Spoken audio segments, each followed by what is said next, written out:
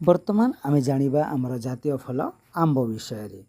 तो जातीय फल भाव आंब को ग्रहण करा जायछि एवं तुम माने जान जे आंब एक स्वादिष्ट रसाल फल। यह प्राय भारतर सबु अंचल में देखा जाए एवं यार वैज्ञानिक नाम मांगीफेरा इंडिका। मांगीफेरा एवं ए आंब को फल मानक मध्य राजा मध्य कहा जाए एवं यह फल मानक मध्य अधिक प्रिय अटे समस्तंकर।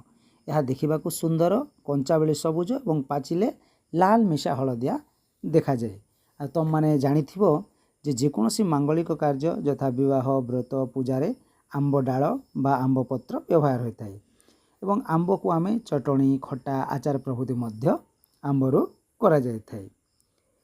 आंब कंचा हो कि पाचिला हो ताहा खाद्य उपयोगी एवं एथिरे अनेक औषधीय गुण रही।